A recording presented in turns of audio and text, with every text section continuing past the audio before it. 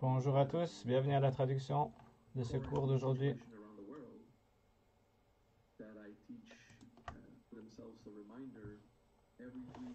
La traduction commence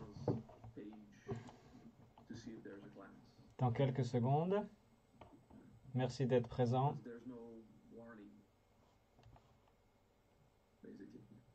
C'est parti.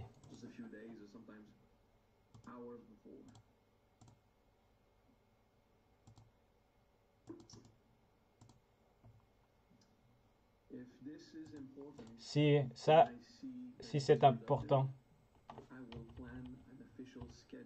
je vais faire un programme clair et précis des prochaines semaines, des prochains mois de mes enseignements en ligne. Très bien. Aujourd'hui, on étudie l'air.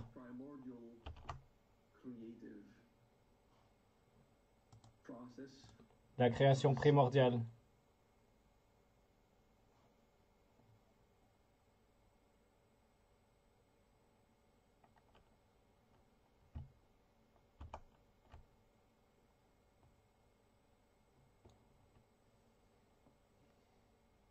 J'ai un petit problème de connexion. Je ne sais pas si vous pouvez m'entendre.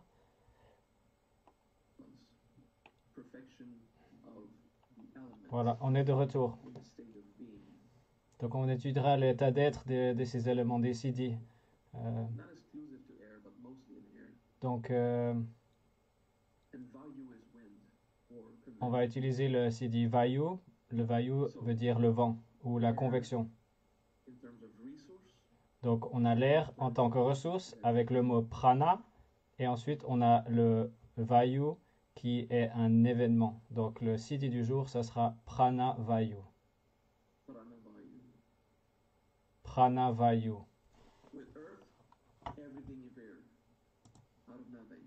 Avec la terre, tout est apparu à partir de rien.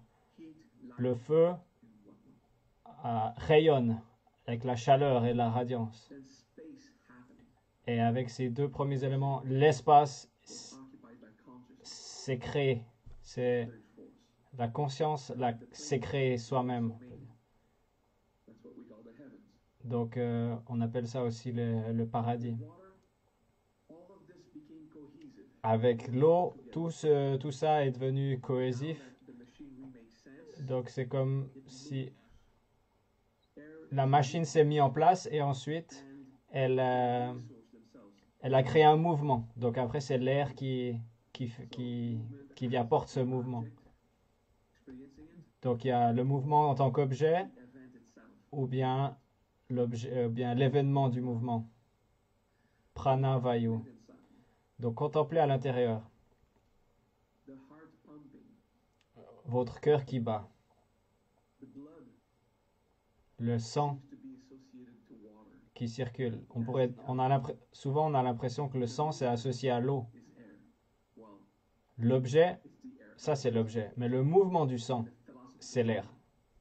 Donc on parle philosophiquement parlant, c'est l'air. Donc si on parle... Donc on a l'air par exemple aussi dans vos poumons. On a aussi le fait que vos poumons pompent l'air. Donc le mouvement de l'air dans vos poumons, le phénomène, l'événement lui-même, c'est aussi l'air. Par exemple au système lymphatique également. Vous avez aussi le mouvement des ATP qui apportent des nutriments. Chaque cellule a leur propre mouvement, leur propre direction, leur propre karma. Il y a beaucoup de pranavayu à l'intérieur.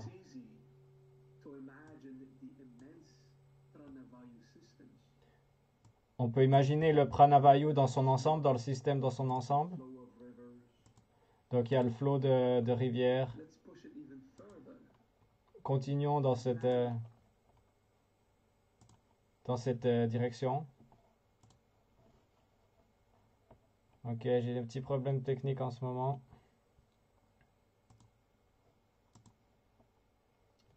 Désolé pour ça.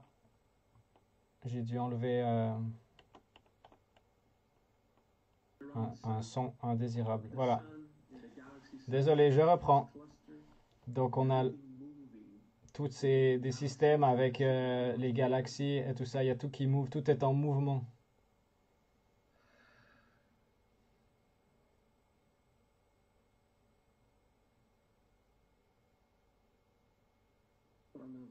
Pranavayu.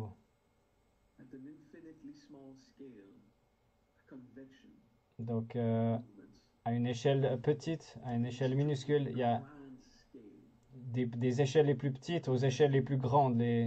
L'univers, ça reste le principe du mouvement. Et ces mouvements apportent ou transportent des ressources. Pranavayu.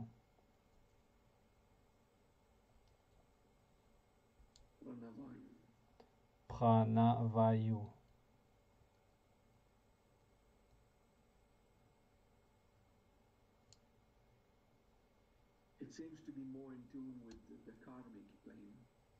On a l'impression que c'est proche du plan karmique, le plan de la causalité. Oui, mais donc si je fais une parenthèse, la Terre, c'est plus, ça correspondrait au premier plan. Le feu, c'est par rapport au deuxième plan. L'esprit ou le ciel, c'est avec le troisième plan de Shiva. Et ensuite, l'eau est dans le quatrième plan de la conscience. Et ensuite, on a le vent ou l'air qui est associé au plan karmique. Donc, c'est juste une référence, c'est juste c'est une correspondance philosophique parce qu'on peut imaginer, les éléments sont présents dans tous les plans, bien sûr.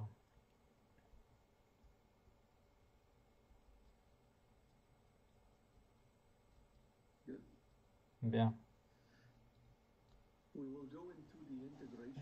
Ok, faisons de l'intégration émotionnelle.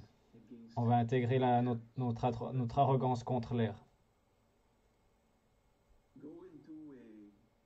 Aller dans une attitude de Visantara.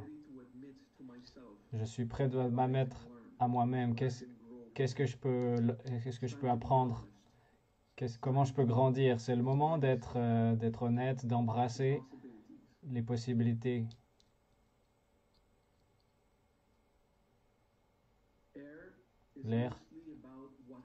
L'air, c'est principalement sur ce qui se passe. La convection, le mouvement, tout ça, c'est des événements. Donc notre arrogance contre l'air, c'est quand on n'est pas d'accord avec ce qui se passe. Donc, bon, évidemment, ça c'est juste la surface. Donc, quand les événements sont comme ils sont, mais dans votre attitude, vous dites non, je refuse, je ne suis pas d'accord. Souvent, c'est trop tard. Ça ne va rien changer au fait.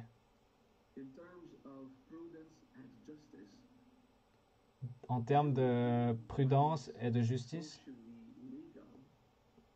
il faut faire ce qui est légal dans la société pour influencer la situation, pour faire respecter vos droits sur vos propriétés, votre intégrité. Mais dans la plupart des cas, ce qui se passe, c'est simplement ce qui se passe. C'est votre ex qui vous a quitté, c'est des commentaires qu'on reçoit des gens, par exemple, c'est le restaurant que votre conjoint a choisi. Donc ça peut être petit, mais des fois c'est grand quand même. Donc des fois on reste bloqué en non, je refuse absolument.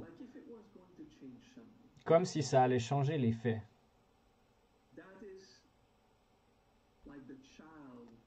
En gros, c'est comme un enfant, c'est comme être un enfant dans un magasin qui fait sa crise, qui pleure par terre parce qu'il n'a pas son bonbon. C'est une crise. and you say, no, no, no, no, no, no, no, I don't want that. Je veux pas, je veux pas, je veux pas. Non, non, non, non. C'est une crise. Bien que ça va rien changer. Complain about it. C'est pas en se plaignant que ça va changer quoi que ce soit. The unconscious, the mechanics, Donc il y a cette mécanique inconsciente qui se passe en nous, the subconscious dans notre subconscient. redundant, sorry. Ok, je vais répéter, reformuler. It thinks that by dramatizing, Il pense que it c'est, will be happy. il pense que Just plus on dramatise, plus on va influencer la situation pour qu'elle soit de la façon dont on a envie. deny. Puis en fait, on dénie. Here again, when we speak of arrogance, Donc si on parle d'arrogance, the three denials are important to observe. quand on parle d'arrogance, les trois dénis sont importants d'observer. Donc il y a l'orgueil, And fear. il y a la honte et la peur. Some of these reactions Donc certaines de ces réactions, we have, quand on fait une crise, these little dramas, quand on a des drames, des petits drames, they're easy to see. c'est I don't faci- care, I don't c'est want facile de voir ces choses-là. that. But the arrogance is much deeper. On voit quand on dénie, quand on dit oh non, tout va bien, tout va bien. Mais l'arrogance est beaucoup plus profonde à ça. Instead of finding a Quand on se plaint, when we just complain, quand on se plaint, c'est qu'il y a, it even seems il y a toujours une partie de nous qui cherche à changer, à trouver une solution, à réparer la situation. Mais emotional charge, il y a à l'intérieur, il y a cette émotion qui, trauma, il y a une colère à l'intérieur, il y a une déception refuses, qui refuse la vérité, refuses facts. qui refuse les faits. So we can pretend that everything's Donc fine, on peut dire tout va bien, but the emotional tout est, charge that il n'y a pas de souci, il n'y a pas de problème, mais il y a une émotion en nous qui va nous faire perdre notre paix quand les événements ne sont pas de la manière qu'on aimerait. it is our C'est dormant c'est notre ego qui est dormant, qui est en nous, superior qui croit karma in the qu'il est supérieur au flot du karma. It is our little human C'est notre petit humain that thinks for a moment qui croit pour un moment, il croit causality que quand la causalité, what I want, est pas crap out of it. comme je veux, je vais simplement lui défoncer la gueule et je vais lui forcer ma volonté. Je vais lui imposer ma volonté. Finding productive solution is Donc, quand on essaie de trouver une solution productive à une situation, c'est bien, ça, il n'y a pas de souci. sometimes we just have a temper tantrum. We dramatize. Parfois, c'est productif, c'est juste, mais parfois, c'est juste une crise. But the emotional charge that rise, Donc, regardless if we're cette charge émotionnelle qui monte, emotional charge, indépendamment que ça vienne de la sagesse ou qu'on soit sage, comme on la traite ou pas, more importance mais en gros, cette charge émotionnelle, c'est comment on se sent supérieur. convictions of events. On se sent supérieur de la convection d'événements universels. A superiority trip. Donc en fait, c'est un trip de supériorité. It's insane. C'est incroyable, c'est n'importe quoi. It's okay. It's what an ego does, right? Donc c'est ça que l'ego il fait. Like if you felt Comme si vous vous sentiez powerful enough tellement to go against puissant que vous allez healing forces à l'encontre larger than you. de forces 1000 fois plus fortes que vous. Like a child Comme un enfant qui wants to win against his parents. se rebelle ou qui n'accepte pas la décision de ses parents, qui fait sa crise pour avoir son bonbon dans le magasin. Sometimes the parents are weak, Des fois, les parents seront faibles, but most parents know mais la plupart des this is the parents, time to teach them discipline. Now you get up, savent que have what you c'est le moment forward. où il faut leur enseigner la discipline et voilà, il faut y aller maintenant, tu te lèves et puis on y va. Autrement, les conséquences seront pires. C'est une façon de leur apprendre. Always good parents Mais to ourselves on n'est pas as toujours adults. un bon parent envers nous-mêmes en tant qu'adultes. Parfois, on se donne la chance, on se donne des chances de faire ces crises. Bien entendu, la tristesse en nous est forte. Ça, je comprends, mais le drame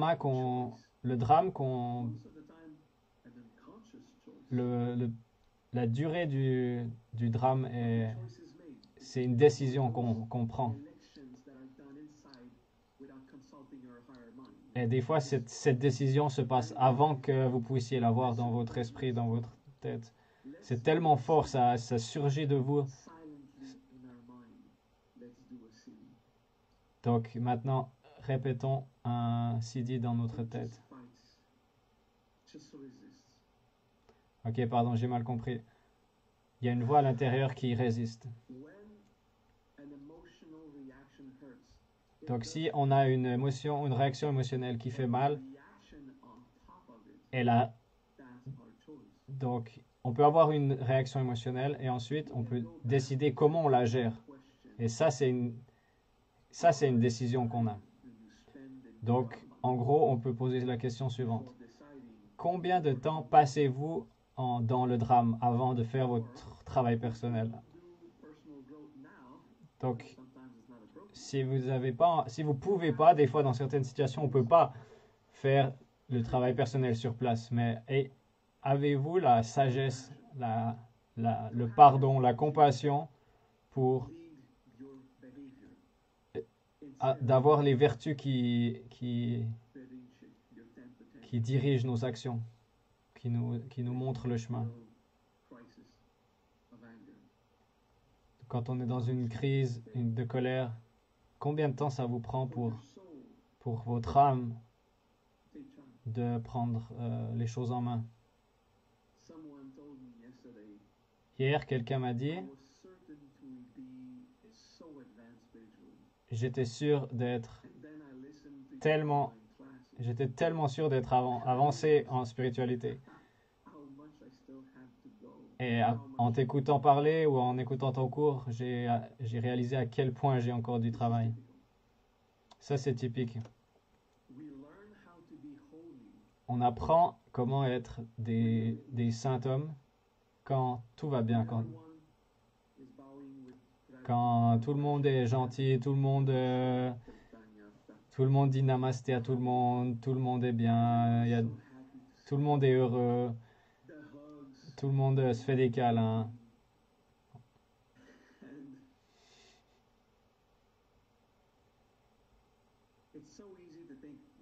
C'est tellement simple de croire que j'arrive à pardonner, j'arrive à être compassionné. J'arrive à être tellement gentil quand il n'y a rien qui part en steak, quand tout est beau et joli. Où est-ce qu'elle est votre attitude vertueuse quand un volcan explose? Quand vous réagissez à l'encontre de la causalité, vous refusez les événements, vous refusez ce qui se passe. Ça peut être refuser la présence de quelqu'un, de la décision du gouvernement, les gens qui meurent, peu importe ce que c'est. Ou simplement à seulement les cartes que vous avez reçues,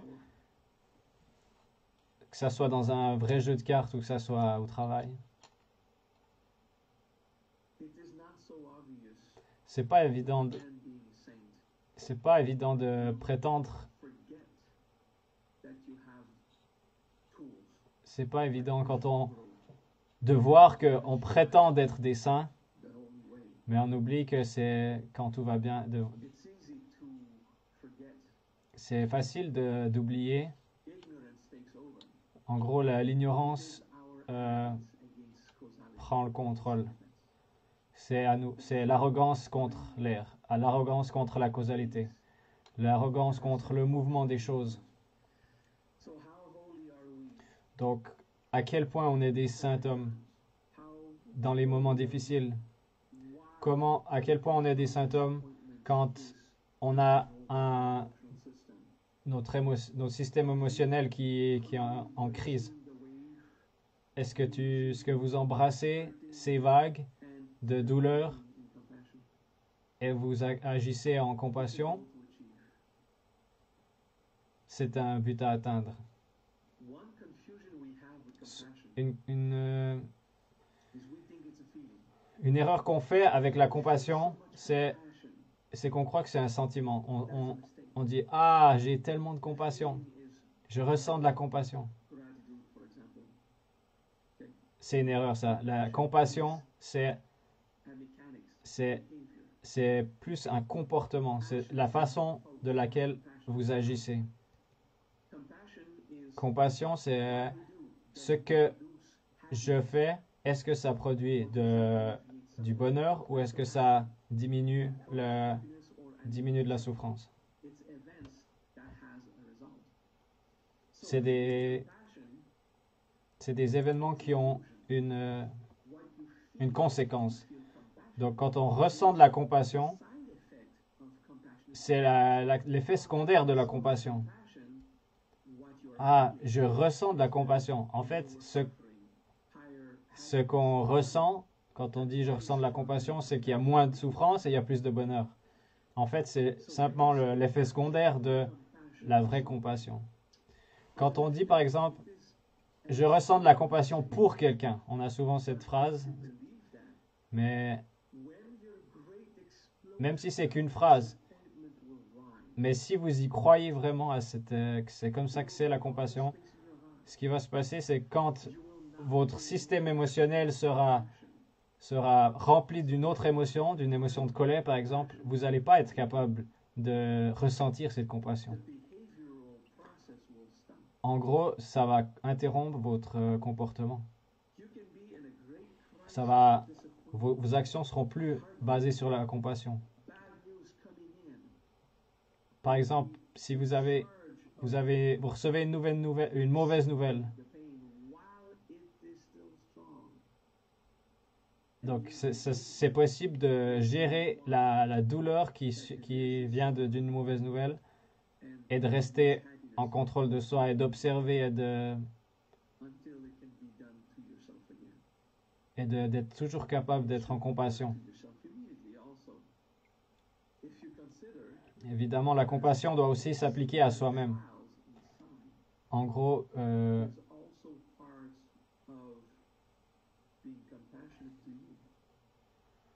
s'occuper de soi, c'est aussi de la compassion. C'est aussi la compassion vers soi. Donc, quand on s'entraîne à faire du Visantara, pardon, quand on est en plein dans un événement douloureux,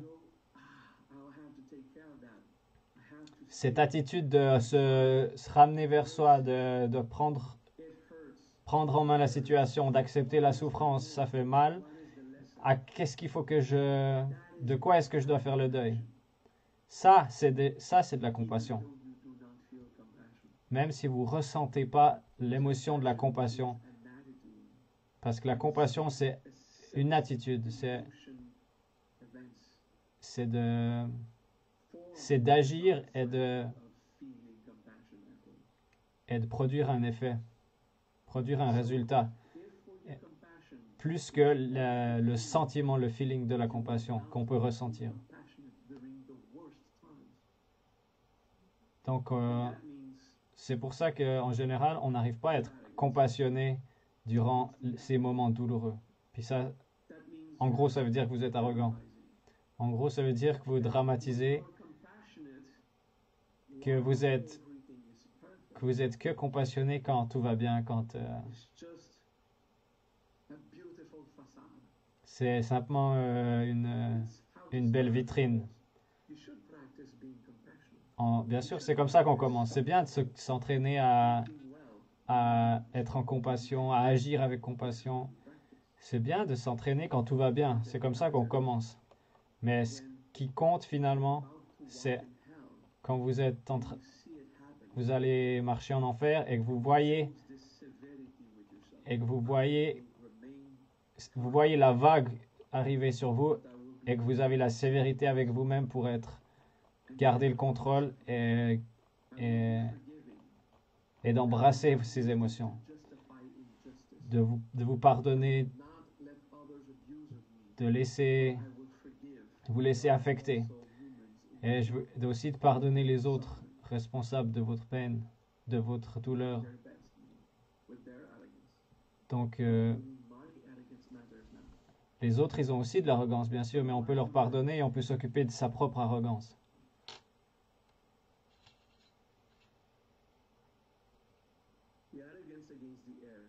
L'arrogance contre l'air, c'est aussi quelque chose qui a à faire avec le flot d'informations et de ce qu'on sait de soi-même. Si vous dites vous êtes une bonne personne, que vous êtes une personne compassionnée, une personne qui pardonne, et vous avez seulement votre propre image de vous-même dans durant les moments où tout va bien, vous avez votre façade, votre image de vous-même avec des papillons et des petits cœurs rouges. Évidemment que vous êtes sage, vous êtes vertueux quand tout va bien. Vous avez fait de la croissance personnelle et ça marche. Donc ça, c'est bien. Mais vous êtes aussi ce réflexe de l'animal qui surgit. Vous avez besoin d'être honnête avec vous-même, de voir que vous perdez votre liberté quand la colère surgit, quand on souffre, quand on se sent agressé, quand on a des douleurs émotionnelles.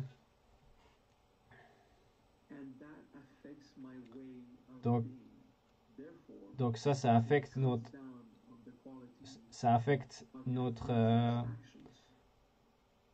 façon d'être. Et donc ça va réduire considérablement notre niveau de vertu. Ou des fois c'est complètement, il n'y a plus rien de vertu. On est simplement en guerre, on est en bataille. Je pète un câble, je vais me battre. Je vais me battre contre tout l'univers jusqu'à ce qu'il soit d'accord avec moi.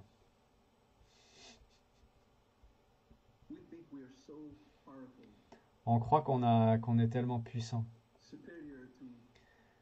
qu'on est supérieur à tout. Au moins embrassez ce fait. Soyez honnête.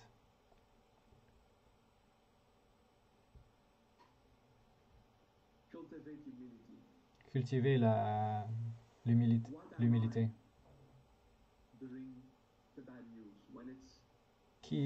Qu'est-ce que je suis quand je reçois une mauvaise nouvelle, pas forcément une situation vraiment dramatique, mais simplement par exemple une mauvaise nouvelle. Comment est-ce que je gère ça? Comment est-ce que je suis quand il y a une crise profonde? Comment est-ce que je suis avec quand il y a de l'argent qui est perdu, quand il y a un conjoint qui est perdu, quand mon image propre est affectée? Comment est-ce que je me sens que mon corps il vieillit? Comment est-ce que je me sens quand je dois faire un deuil? Est-ce que je fais le deuil? Et quand je fais un deuil, comment est-ce que je suis? C'est simplement à être honnête avec soi-même. C'est quoi le pouvoir en moi qui décide? Dans chaque niveau de purgatoire et d'enfer à l'intérieur dans notre subconscient.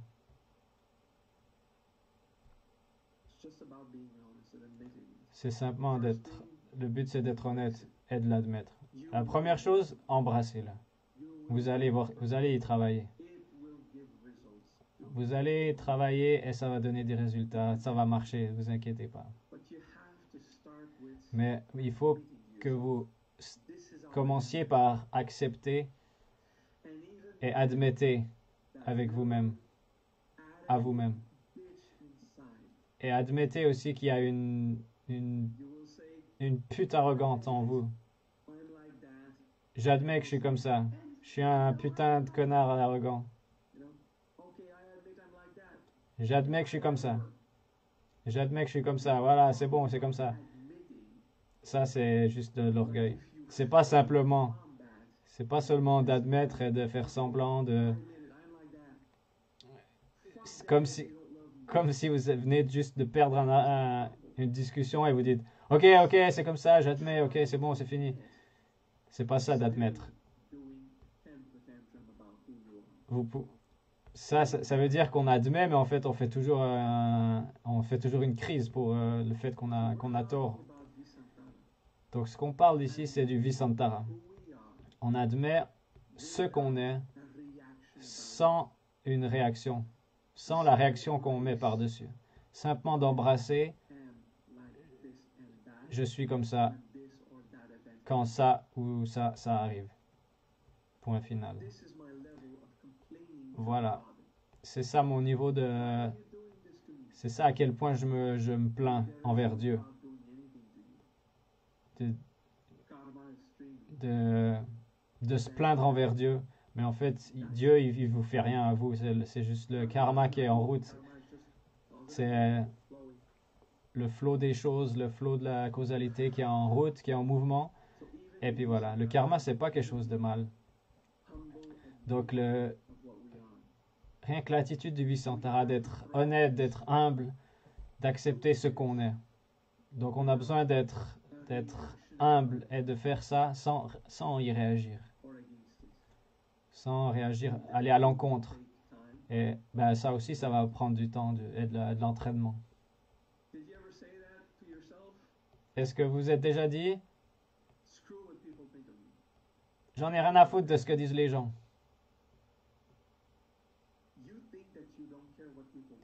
Vous dites et vous croyez que vous vous en foutez de ce que les gens pensent de vous, mais en fait, en même temps, vous vous battez pour cet argument, vous vous battez pour... Vous êtes investi émotionnellement, vous vous battez pour imposer votre volonté. Donc ça, c'est pas de la croissance personnelle honnête. Être en paix avec ce que les autres y pensent de vous, ça en fait, ça n'a rien à voir avec les autres. C'est simplement d'être honnête avec vous-même et de vous dire je suis où j'en suis et voilà. Donc voilà, si vous passez du temps là-dedans, ça va marcher, ça va. Et si vous êtes dans cette attitude de qu'ils aillent se faire foutre, j'en ai rien à foutre de ce qu'ils pensent de moi. En gros, vous n'êtes pas en paix quand vous dites ça, vous êtes toujours impliqué dans la situation. Donc si vous voulez vous embrasser, vous n'allez pas dire j'en ai rien à foutre de ce qu'ils pensent de moi. C'est simple, c'est simplement, c'est à propos de moi, je vais simplement embrasser ce que je suis comme... Et voilà, les gens pensent quelque chose de moi, et puis voilà, mais ça reste en moi. C'est quelque chose qu'on embrasse à l'intérieur de soi. Sans combat, sans désir d'insulter tout le monde ou d'envoyer chier tout le monde. Dès le moment qu'il y a une tout petite insulte qui sort de vous, même subtilement envers les autres, c'est que vous n'êtes pas en paix. Donc voilà, c'est beaucoup d'informations pour Pranavayu. Donc il y a beaucoup d'aspects. Il y a l'aspect du mouvement des choses, le mouvement des choses qu'on pense, des pensées. Il y a les mouvements dans tous les plans, les faits, les choses qui se passent. En gros, dans le mental, dans l'émotionnel et dans l'animal, on a beaucoup d'arrogance.